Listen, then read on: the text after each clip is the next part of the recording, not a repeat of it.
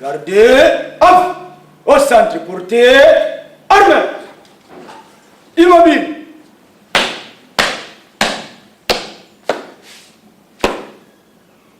Monsieur le président de la cour, monsieur le président de la haute cour militaire qui cherche ça. Gombe.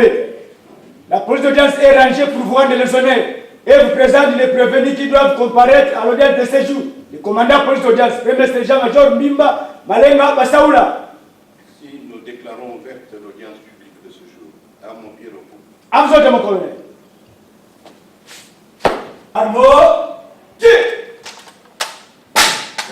La haute cour militaire examine ce dossier qui oppose l'auditeur supérieur militaire et les parties civiles contre le colonel Mokako Roger, commissaire supérieur à la police nationale congolaise, visé par 3 plaintes. D'abord, pour harcèlement sexuel contre Kitoko Edith, épouse de son adjudant. Ensuite, par la plainte de son adjudant, Nzeleka Blaise, qui poursuit son supérieur hiérarchique pour détournement des soldes. Et enfin, le beau-frère du mari de la victime qui se plaint à son tour à l'auditorat supérieur contre lui pour comportement contraire aux bonnes mœurs. Des faits qui remontent à l'année 2015. La haute cour saisie par la plainte d'Edith Kitoko, présumée victime d'harcèlement sexuel de la part du supérieur hiérarchique de son mari, passe la parole au garçon des chambres pour sa version des faits, mais également les circonstances de leur arrestation à l'hôtel. Celui-ci confirme sous serment que la victime serait entrée de son plein gré dans la chambre de la partie prévenue. Prévenu, Oyazana Simakuna. Bozaka na ye na relation. Azali ndileki apatona biso. Oyebi problème obimaki entre colonel na maman moko na hôtel na bino Amador. Biti ya problème na yebite me na monaka ndi bakanga biso mama na ye bakangi biso. Tozaki na tongo tokoti musala kandingi tusalaka. Na baju wana colonel zaki wana pour une semaine pour azalaka wate azaka na soki chikapa soki lubashi wana ebité aliyaki pa grand frère na ye pour une semaine pour asaraba makamuna ye azunga kotazala. Alors grand frère na ye aibenyi ngai ayibisi ngai pesa leki na ngai ya colonel place moko asala une semaine azuzunga na ye jour bakanga biso mama wana yaki tango mama yai aye akoti na nzela ba akota na nzela réception kotinga na zala kati akoti nzela ba heureusement ngai na kinda osombela kilia sike na ba amoni na kutana mama bonjour bonjour colonel azali abi nana zoluka colonel oh ngai yo bana na kasi kiti yango yo natala po ya bimaka mingi mama ye moko azeli ngai te azui téléphone abengi colonel na téléphone colonel tango abimi abite aza mwasi soudan na ngai aye atikela mobali ne koli mobali ne tozala kuna na ngai ye mama simbaki sacha viva na maboko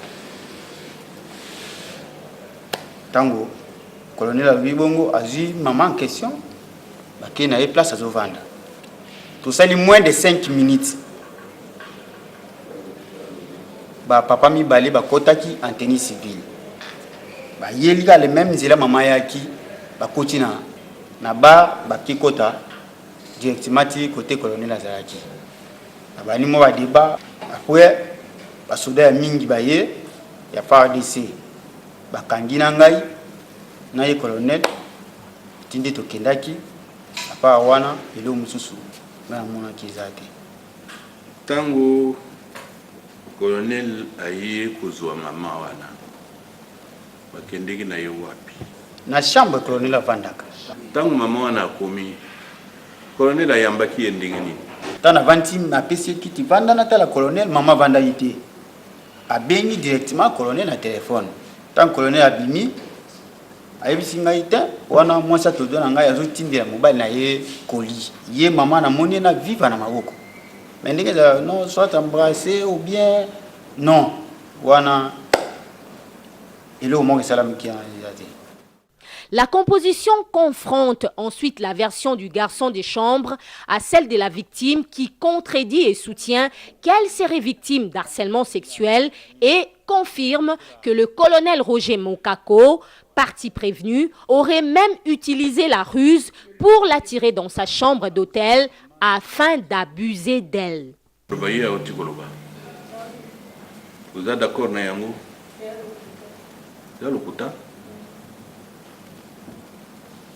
Et si Kanini a lobby le coup. Et c'est qu'il pas même 5 minutes, ou bien à côté de la bateau. Là, on a commis, na benga ki pa moka kolibanda. Ne sais pas qu'on est naïe. Aïe singa kota, tant on a côté na couti. Ne sais qu'on est la zara, aïe singa azali. Yé a meminga ti na porte chambre ni. Tant on a côté, qu'on est la fungo di porte. Ayambinga na babizu. Qu'est-ce qu'on a dit? Ndeni bo. Ayambinga yé abimi. Tant abimi, ale yé aye koyebisa pamoka koye kotinde asomba secret vitalo. Après kaka ye wana pamoka kwa pesa kiye nini ake kozole soki mbongo na 5 minutes oni te. Katika pe kofanisa na kiti te. Kefanda awazela colonel afanisi ngati ngande na benga ita na komi na bengi colonel. Nande colonel abimi wana zina. Kafuti. Yebisana no haute cour.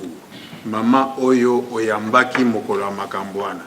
Ezali mama avandi ateme na loboko na mwasi to mususu. En tout cas, il y a tellement mikoleleki bon na mona ke pe le même jour na moni to bandi pete ba mo bakangi biso moral bebaki donc na oyeba penza susite penza. Cour ni koyeba. Yo libesaki 1h30 na kati ya chambre wana. Pendant 1h30 yo mwasi ye mobali. Bosalaki nini? Eza kaka ya kobetela na masolo ndenga afutela nga biye na kembujima ina banda pa na e apesa nga lupangu na sima soki ya pasa kuna na neka akoteki nga maboko awa na tolo abi azolongola suki bamasolo banda obetela nga kaka yango wana ntango nayebisi nga bisava namoni masolo yango ekoki natuni esiko nyonso tozoloba olingini après koyebisa nga lobi yo za déjà mwasi oyebite nga lobi après kolala ngai okozwa nini yebisi nga est-ce que komamaka na elolo nayebisi sava te tika nga kasi nakelo kwa ndakala ngo mpe emona te tika nakende ntango namoni aye kotelema na porte nde nasalaki testo na nsima ya sucre mokwanga mpe ezalaki fu nambisa mai mais natiaki yango mpe kate namoni kaka bio biloko na nga balambelaki ngai yango wana. Vous avez fait 20 minutes au moins avec la dame dans la chambre. Et là, il y a parce que Bitene Zalaki a dit qu'il a dit moi dans un bongo. Selon une dose sur la Maya, ma béwana, seulement ma bézalaki. Vous avez que solo là, ou bien vous avez que partager le banzambe, ou bien vous avez que solo makamamboka, ou bien vous avez ça. Bamboka autozakuna bazamba ezandenge nini est-ce que ko na pe kuna tout ça masolo ya sens wana mais bit principal ezalaki ke azuzanda mambongo so ndamba mbongo ke. Ensuite, un débat s'engage entre parties sur la régularité de la plainte établie par la victime. La partie prévenue conteste les circonstances de sa rédaction qu'a rédigée après l'arrestation du colonel Roger Mokako. La défense parle d'un montage. La victime confirme avoir rédigé la plainte grâce à son beau-frère à l'auditorat des Matete après avoir organisé l'arrestation du colonel. La dame était venue se plaindre après. L'acte est déjà posé et puis ça a été rédigé par une personne qui n'est ni avocat, qui est seulement de l'auditorat, je crois. Elle n'a fait qu'à poser la signature. Le contenu, elle n'avait pas peut-être la maîtrise. D'abord, c'est rédigé en français. C'est ça la première difficulté. Et puis, les histoires peuvent être organisées à ce niveau-là. C'était ça la difficulté. C'est-à-dire que ce n'est pas elle, ce n'est pas sa main. Bien qu'elle ait posé la signature, mais ce n'est pas elle qui l'a rédigé. Donc elle ne maîtrise pas les contours de cette plainte-là.